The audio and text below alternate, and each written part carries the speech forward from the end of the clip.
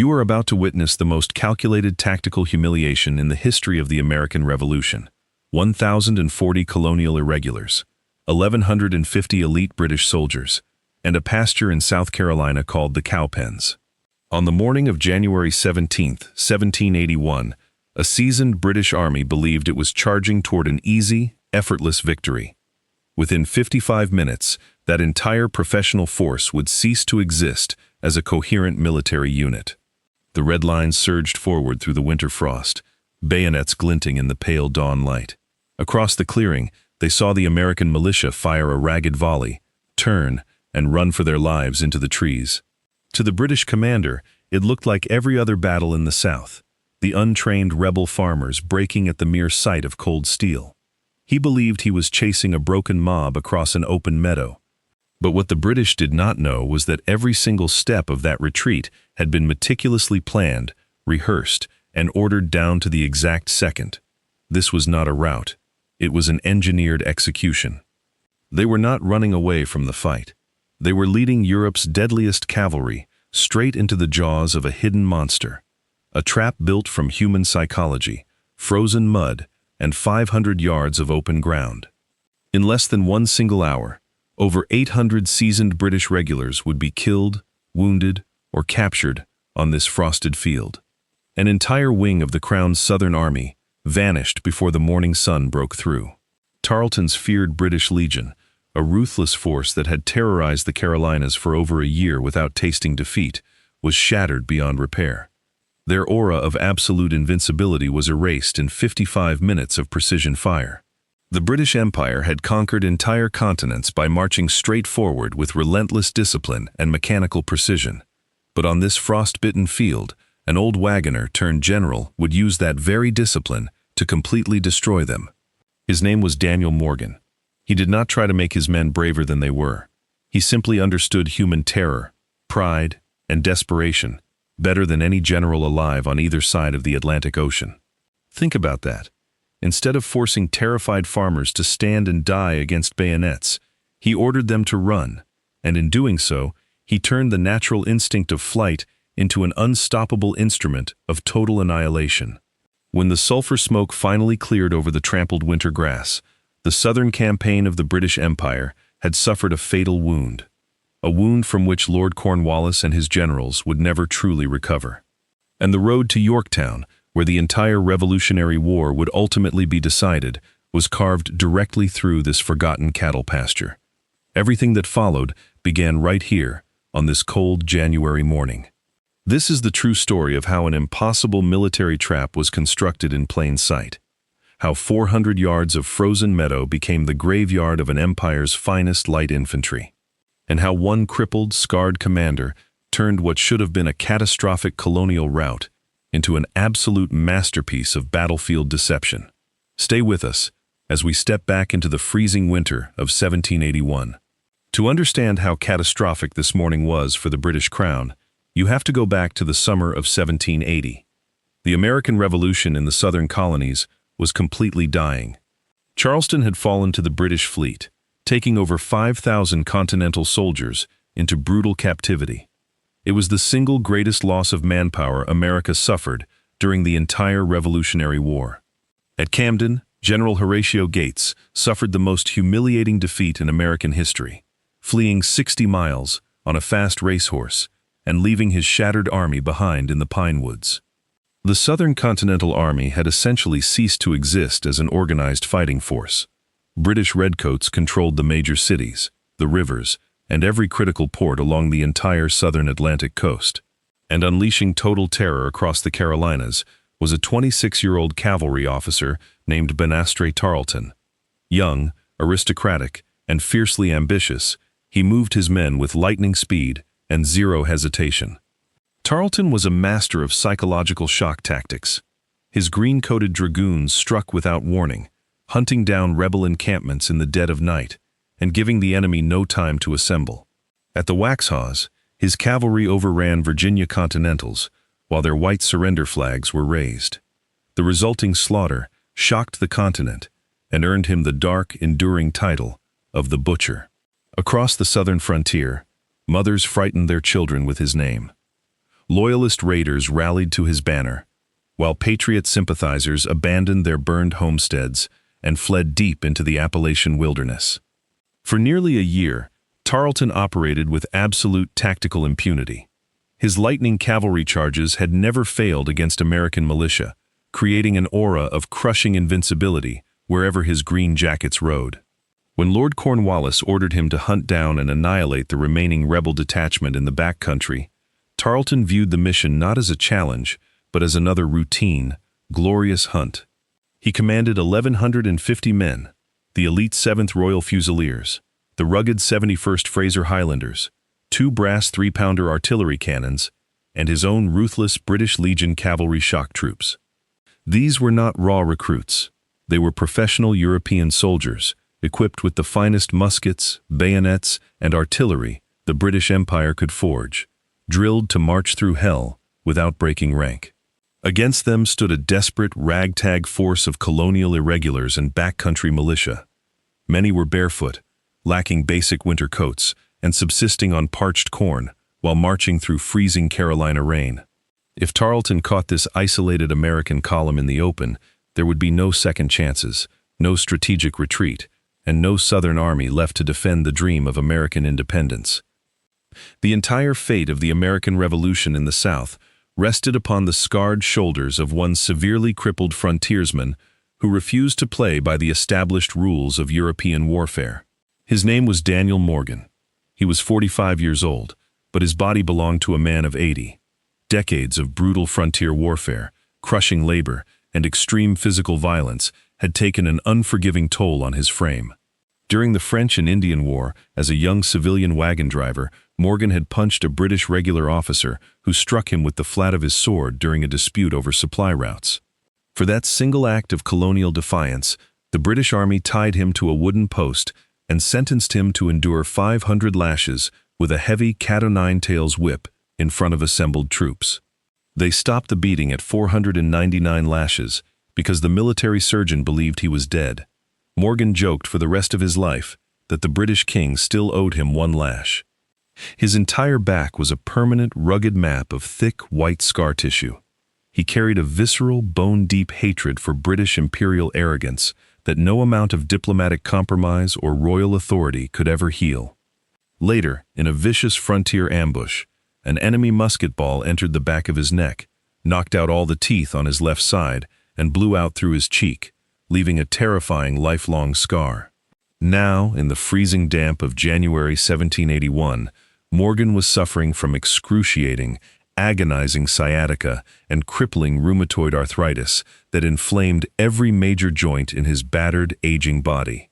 On cold winter mornings, the physical pain was so overwhelming that his trusted staff aides had to physically lift his rigid body up onto his saddle, placing his boots into the stirrups one by one. Yet his greatest personal agony was not physical. It was the haunting, shameful memory of Camden, where American militia had broken and fled at the first sight of advancing British steel, abandoning their wounded comrades. Morgan had observed American militia panicking and running in almost every single major engagement of the war.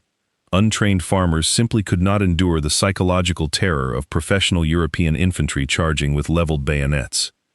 When hundreds of scarlet-coated regulars marched in absolute unison with fixed steel bayonets, the sheer mechanical inevitability of their advance crushed the courage of men who only knew how to hunt deer and clear trees. Standard European military doctrine demanded that officers threaten, whip, or even shoot their own retreating soldiers to force them to stand in the open line. To European generals, retreat was cowardice and unforgivable failure. Morgan knew that orthodox doctrine was complete madness. You cannot order an untrained farmer not to feel terror when 300 pounds of charging horseflesh, cold steel, and screaming cavalry dragoons are thundering directly toward him. And here is where things get interesting. Daniel Morgan did not curse his militia for being terrified. He did not attempt to change human nature. Instead, he accepted their fear as an absolute, unchangeable law of the universe. He reasoned that if an ordinary militia soldier will instinctively run after firing 2 deliberate shots, why try to force him to fire 3? Why not design an entire battlefield where his instinct to run wins the war? Think about the pure psychology of that calculation. If an ordinary militia farmer will instinctively break and run after firing 2 deliberate shots, why fight human nature? Why not embrace it completely? Why not design an entire battlefield where the enemy's expectation of cowardice becomes the very weapon that destroys them? Morgan was about to engineer the ultimate tactical illusion in military history. General Nathaniel Greene had given Morgan an independent flying army of 600 veteran troops, with orders to harass British outposts and restore spirit to the devastated southern backcountry. But as Tarleton closed the gap with ruthless speed, marching his dragoons through freezing nights, Morgan realized his exhausted men could no longer retreat without being caught and cut down from behind.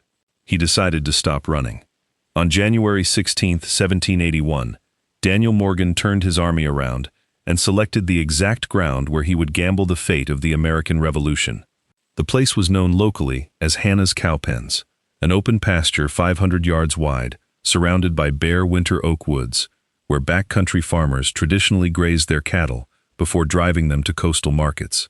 When Morgan's veteran Continental officers rode onto the field and saw the ground their commander had chosen for the battle, they looked at him with absolute, unvarnished horror and disbelief. There were no protective swamps to anchor their flanks, no dense briar thickets to break a charging British cavalry squadron, no stone walls, ditches, or earthwork redoubts to shield their men. And worst of all, 5 miles directly behind their defensive position flowed the broad river, swollen with icy winter rains, fast-moving, and completely unfordable for an army on foot. Every military textbook written in Europe explicitly warned against fighting with an impassable river at your back. If the American line broke, there would be no escape. They would be slaughtered in the water. His veteran officers begged him to withdraw across the river while there was still time. Morgan leaned against his camp table, smiled through the pain in his scarred jaw, and flatly refused. He wanted the river behind them.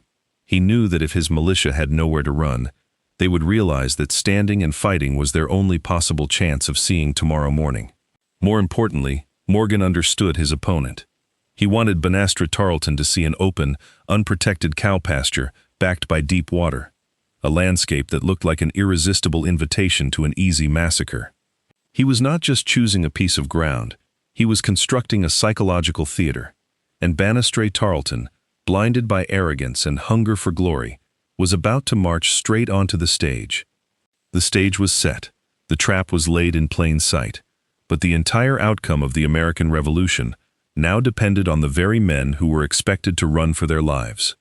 On the freezing, star-filled night of January 16th, the American bivouac was dead quiet, except for the rhythmic crackle of dry pine logs and the low whispers of nervous frontiersmen. Daniel Morgan did not seek shelter in his command tent. Despite the crippling, searing pain in his swollen joints, he walked through the midnight frost, visiting every single campfire in his camp. He sat down on logs beside teenage farm boys from Georgia and the Carolinas, raw volunteers who had never stood before professional European infantry, clutching their hunting rifles with trembling, cold hands.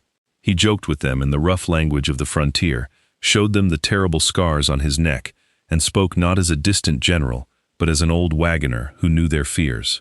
He did not give a grand, theatrical speech about glorious death or imperial glory. He did not demand that these young farmers stand in the open and die for the Continental Congress. He looked them squarely in the eye and gave them a simple, unforgettable promise. Just give me 2 deliberate fires, boys. Just 2 shots at killing distance, and then you can go. He explained the entire tactical trap in complete, transparent detail. He told them that when they fired their 2 shots, they were not to panic, drop their weapons, or scatter wildly. They were to turn deliberately to their left, walk around the shoulder of the ridge, and reform behind 300 veteran Maryland Continentals who would be waiting silently out of sight. No general in modern military history had ever explained a complex tactical deception directly to his private soldiers before the battle began. Morgan treated his backcountry irregulars as thinking partners in an elaborate trap. By telling them exactly when, how, and why they were permitted to retreat, Morgan stripped away all shame and terror from running away. Retreat was no longer failure, it was the execution of an order. As the first pale gray light of dawn broke over the frost-covered pasture, Morgan deployed his army in three distinct, carefully calculated defensive tiers stretching across 500 yards of open meadow. The first line consisted of 150 elite sharpshooters concealed in the tall winter grass, armed with long frontier rifles capable of striking targets at 250 yards. Their specific, lethal mission was to aim exclusively at the shiny epaulets of British officers, horsemen, and drummers, completely stripping the advancing enemy column of its command and control before falling back. 300 yards behind them stood the main militia line under Colonel Andrew Pickens. 300 seasoned backcountry fighters instructed to deliver their 2 deliberate volleys and then execute the planned retreat. And 150 yards behind the militia, positioned completely out of sight, just behind the crest of a low rolling ridge, stood Morgan's Iron Corps, 300 battle-hardened Maryland and Delaware Continentals.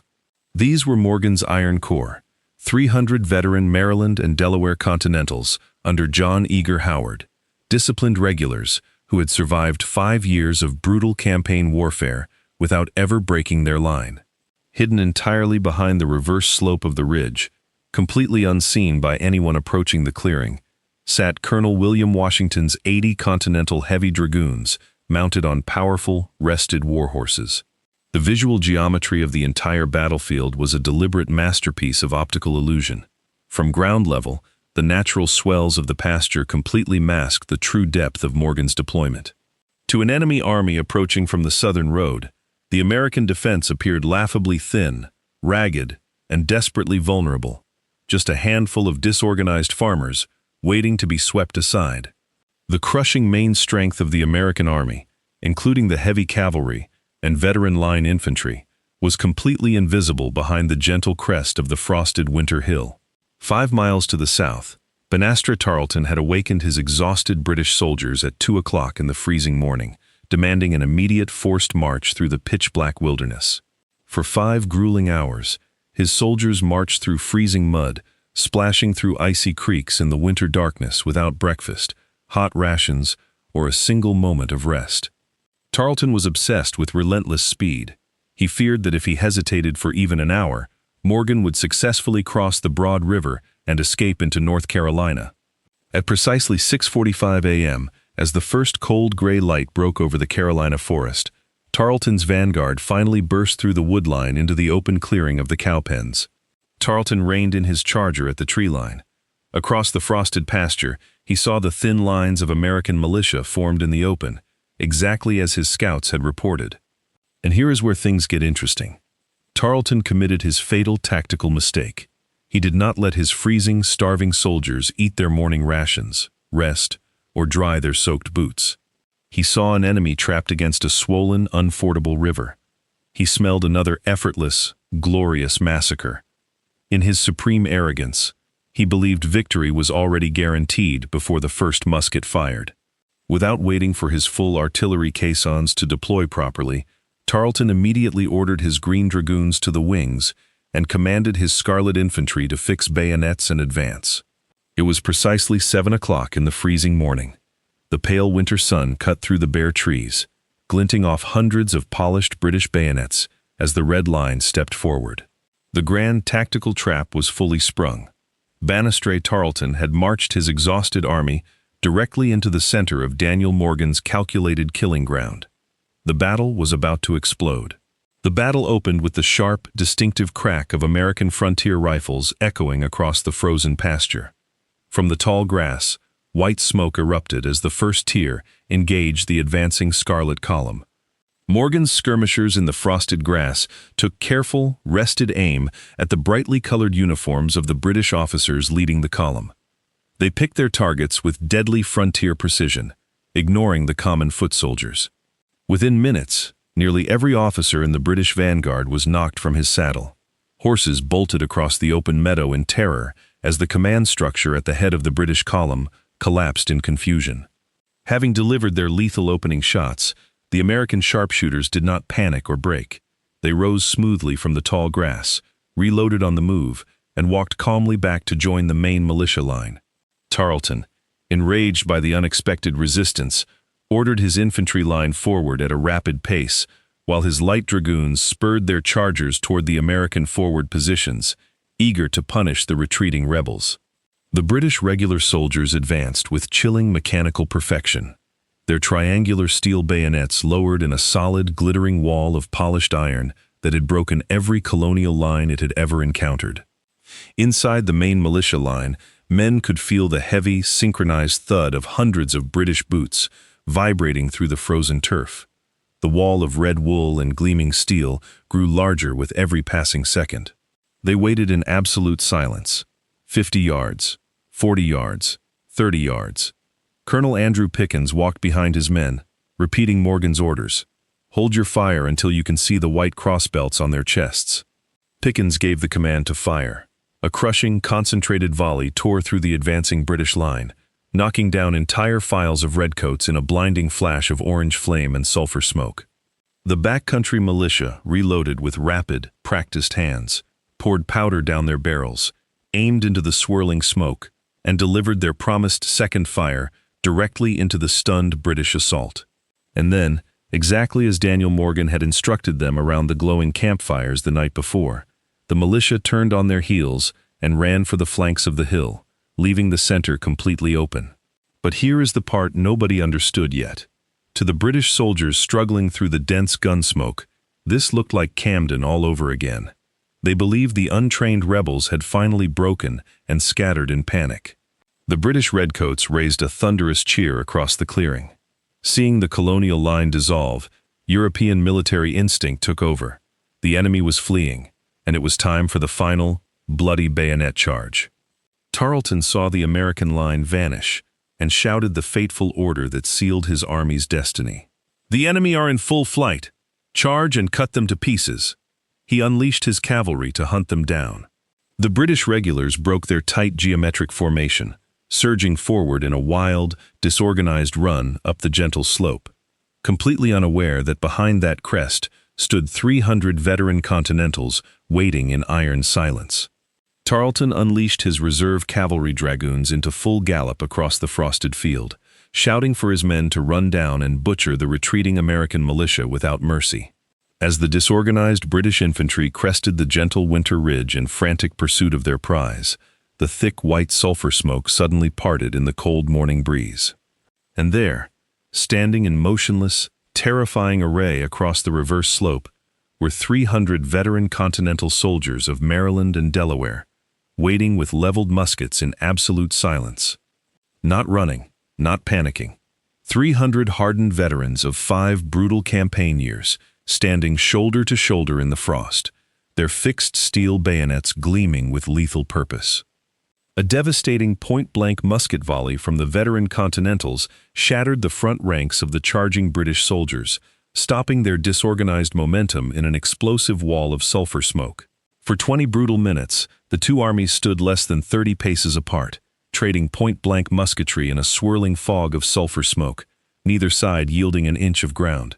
Seeing his attack stall, Tarleton committed his final tactical reserve, the elite 71st Fraser Highlanders, who extended their line to outflank and envelop the exposed American right flank.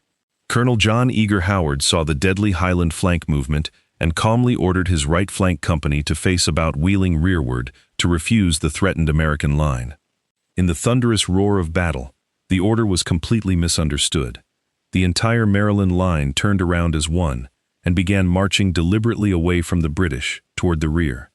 General Morgan rode up beside Howard in absolute panic, his scarred face twisted in alarm, shouting above the deafening musket fire, "What are you doing, Howard? Are you beaten?" Howard pointed calmly at his men marching in flawless, synchronized step through the smoke and replied, "Do men who are beaten march in such perfect order like that, General?" Morgan looked at the disciplined, unbroken withdrawal and realized in a flash of genius that this accidental retreat was the final, devastating piece of his grand tactical trap.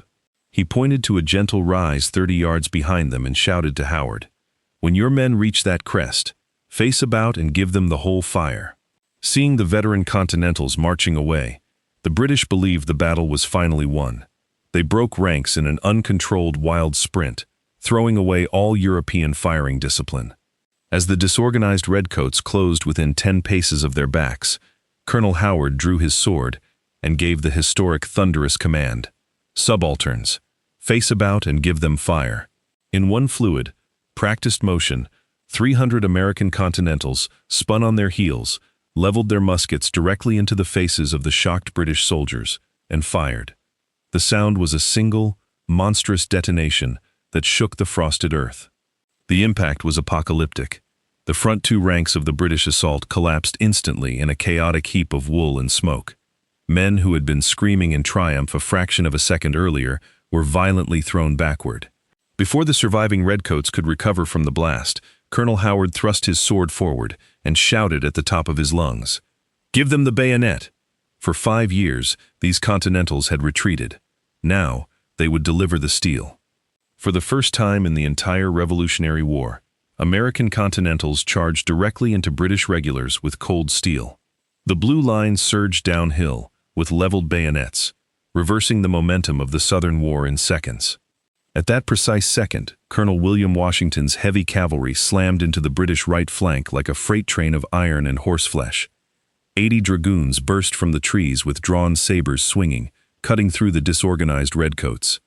And emerging from behind the hill, completely reformed and thirsty for victory, came Pickens's militia, hitting the British left flank.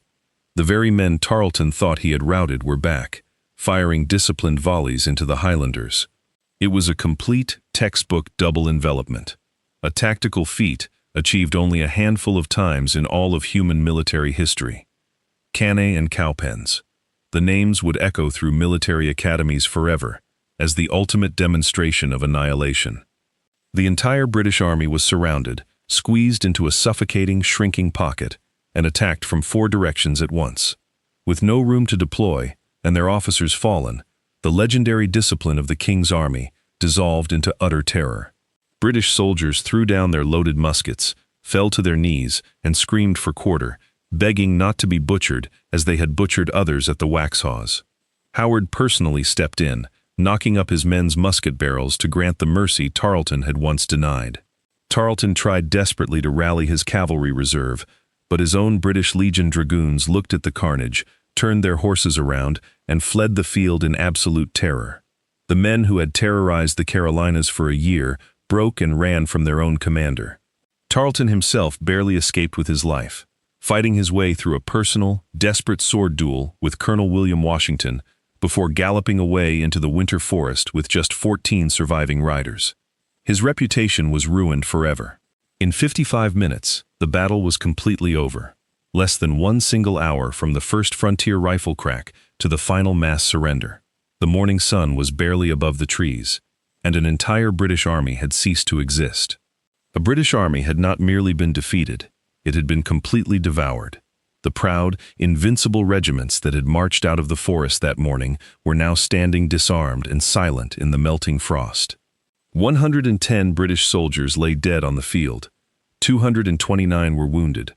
Over 8/10 of Tarleton's entire elite strike force was either captured, disabled, or scattered across the Carolina wilderness. Over 600 elite British regulars, along with their 2 brass field cannons, 35 baggage wagons, and 800 muskets, surrendered as prisoners of war. Daniel Morgan had engineered the impossible victory. American casualties at the Cowpens were astonishingly light, just 12 men killed and 60 wounded. In contrast to the total destruction of the British force, the Patriot Army remained completely intact and ready for action. Think about that. In less than an hour, an irregular colonial force had destroyed one of the finest professional units in the British military while losing almost nothing. A mathematical miracle of asymmetrical warfare. When Lord Cornwallis received the news at his headquarters camp 25 miles away, he was leaning heavily on his dress sword, listening to a pale messenger describe the complete annihilation of his elite strike force. Witnesses recorded that as Cornwallis read the dispatch detailing the destruction of Tarleton's command, he pressed down on his sword so hard in silent, uncontrollable fury that the steel blade snapped violently in 2. The loss of his light infantry and cavalry was a catastrophic strategic blow from which the British Army would never truly recover. In 55 minutes, Cornwallis had lost his entire mobile spearhead in the southern colonies. Tarleton's green-coated dragoons and light infantry had been the eyes, ears, and protective screen of the entire British Army. Without them, the imperial legions were completely blind in a vast, hostile, and unfamiliar frontier wilderness. Across hundreds of miles of swamp and forest, Cornwallis could no longer scout the roads, forage for supplies, or detect enemy movements. The British hunter had suddenly become blind, isolated, and profoundly vulnerable in hostile territory. Driven by an uncontrollable fury of revenge and wounded imperial pride, Cornwallis made the fateful decision that would ultimately cost King George III the entire American continent. He resolved to pursue Morgan at all costs. In a desperate bid for speed, Cornwallis ordered his army to burn all their heavy baggage wagons, extra canvas tents, and spare food barrels, transforming his comfortable army into a stripped-down, starving winter pursuit force.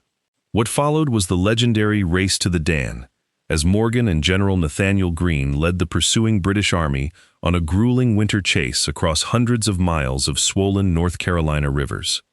The Americans crossed each flooded river just hours before the British arrived, taking every boat with them and leaving Cornwallis to stand shivering on the opposite muddy banks with empty stomachs and broken wagons.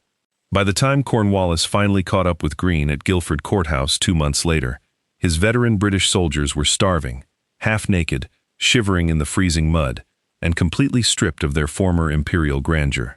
Although Cornwallis technically held the bloody field at Guilford Courthouse, he lost over a quarter of his remaining veteran soldiers in the desperate fighting, paying an impossible price for a meaningless patch of North Carolina mud. In the British Parliament in London, a shocked statesman famously declared, "Another such victory would destroy the British army." The British campaign in the South had won individual skirmishes while completely losing the war. Crippled, exhausted, and running out of ammunition and food, Cornwallis had no choice but to abandon the Carolinas entirely and lead his battered army on a long, humiliating march toward coastal Virginia and destiny. He marched his battered legions to a quiet coastal tobacco port on the Chesapeake Bay to await evacuation and resupply from the Royal Navy. The name of that fateful Virginia town was Yorktown. To Lord Cornwallis, Yorktown seemed like a secure maritime sanctuary. With his back to the deep water, he believed the undisputed supremacy of the British Royal Navy would easily evacuate his men or land fresh reinforcements. And here is where the story turns. Out on the Atlantic horizon, 28 massive French warships under Admiral de Grasse sailed into the Chesapeake Bay, sealing the maritime exit and trapping the British on land. In the Battle of the Capes, the French fleet drove off the British relief ships. Cornwallis stood on the ramparts of Yorktown, watching the distant sails with the sinking realization that no help was coming. 400 miles to the north, General George Washington and the French army, under Rochambeau, saw their golden opportunity. They abandoned New York and marched south with blistering speed to close the land ring. By late September, over 16,000 French and American troops had completely surrounded Yorktown with a suffocating ring of siege trenches, artillery batteries, and redoubts, cutting off every road and path to freedom. Think about that. Cornwallis desperately needed a mobile light cavalry strike force to probe the siege lines, raid Allied supply routes, or lead a breakout. But his light cavalry had ceased to exist at Cowpens. Without the British Legion to clear a path, Cornwallis was pinned like an insect in a jar. Over 100 French and American heavy siege cannons opened fire day and night, pulverizing the British fortifications. On the night of October 14th, American and French light infantry stormed redoubts 9 and 10 in a ferocious bayonet attack, without loading their muskets, tightening the noose directly around the inner British defense perimeter. Cornwallis attempted a desperate midnight breakout across the York River in small open boats. But a sudden, violent autumn storm scattered the flotilla in the dark, forcing the soaked survivors back onto the trapped shore. On the cold morning of October 17, 1781, a lone British drummer boy dressed in red climbed onto the outer parapet and began beating the parley. The guns fell silent across the entire Virginia peninsula. 2 days later, on October 19th, 8,000 British and Hessian soldiers marched out of Yorktown with surrendered arms, walking slowly between parallel lines of victorious French and American troops across a silent open field. Lord Cornwallis claimed illness and refused to attend, sending his second-in-command to surrender his sword, While the British military band famously played the melancholy nursery tune, the world turned upside down. When the news reached London, Prime Minister Lord North threw his hands in the air and cried out, "Oh God, it is all over." The British government collapsed, and the war was effectively won. And because Cornwallis was forced to surrender at Yorktown, King George III recognized American independence, and a new nation was born.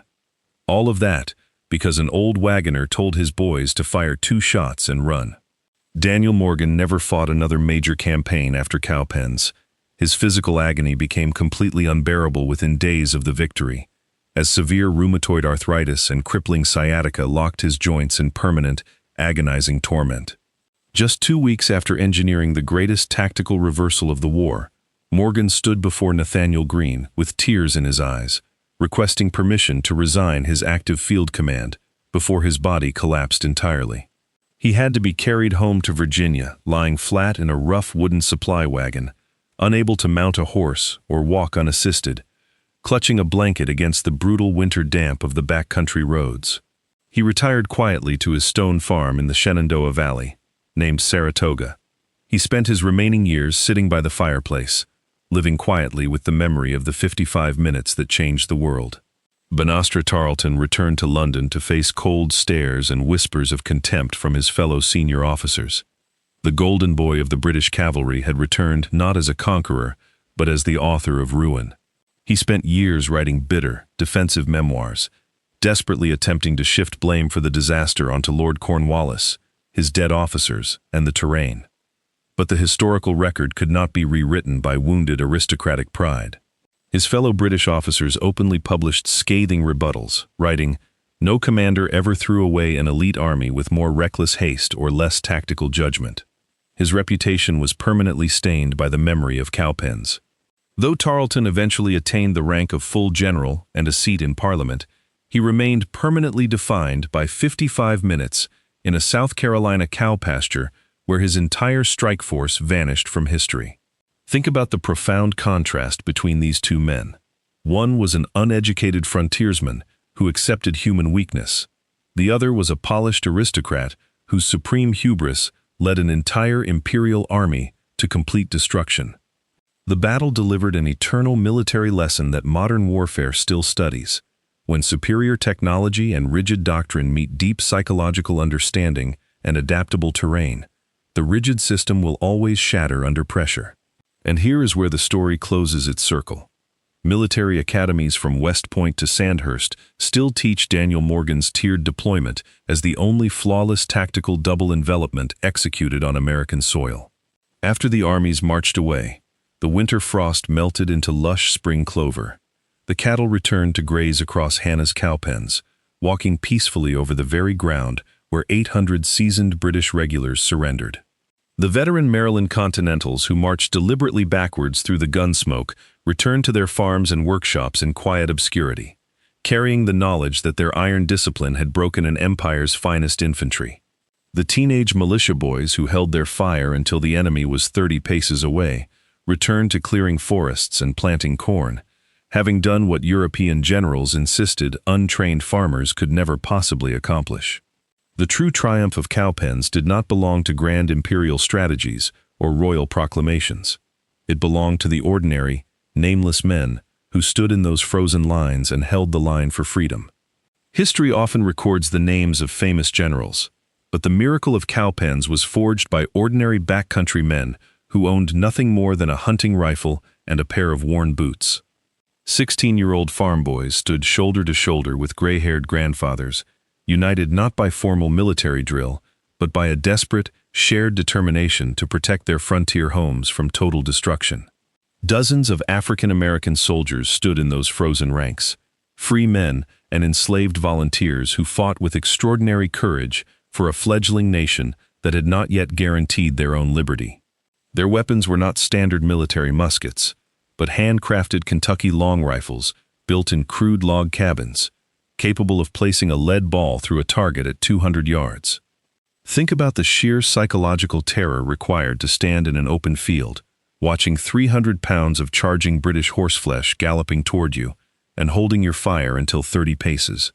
To stand calm, pull the trigger, pour powder with trembling fingers, ram down the second patched ball, and fire deliberately into the smoke required an almost superhuman level of frontier discipline. Their field commander, Colonel Andrew Pickens, was a quiet Presbyterian elder who led not through fear or threats, but through unshakable moral courage that inspired terrified men to stand firm. When they turned and ran, they executed the hardest maneuver in all of warfare, a disciplined tactical withdrawal under fire, trusting completely that their general had prepared a safe harbor.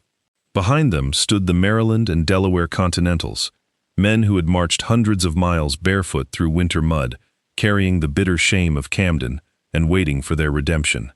John Eager Howard was only 28 years old when he commanded that third line, possessing the rare tactical brilliance to turn a misunderstood withdrawal order into a crushing counterattack. And William Washington's 80 mounted dragoons, riding hard through the frozen mud with drawn steel, proved that colonial horsemen could outfight Europe's most feared cavalry on equal terms. When the fighting ended, American soldiers gave quarter to British regulars, who had begged for mercy, choosing professional honor and restraint over bloody revenge for the atrocities of the Waxhaws. Under bare winter oaks, colonial surgeons dressed the wounds of redcoats and Continentals alike, treating defeated enemies not as monsters, but as fellow soldiers broken by the tragedy of war. Back in the mountain settlements, frontier women managed farms alone, molded lead bullets by the fireplace, and waited anxiously for news, carrying an invisible burden that sustained the Southern Revolution. These were the anonymous heroes of the backcountry, ordinary people who stepped forward into the winter frost and changed the destiny of a continent forever. Stay with us for the final reflection. When you stand on the frosted pasture of Hannah's Cowpens at dawn, the quiet South Carolina air still carries the distant, ghostly thunder of that freezing January morning in 1781. Daniel Morgan did not conquer an empire through superior wealth, massive artillery trains, or iron discipline. He triumphed because he understood the fragile, frightened human heart better than any European commander alive. The British military machine believed that courage could be beaten into men through iron lashings and blind obedience.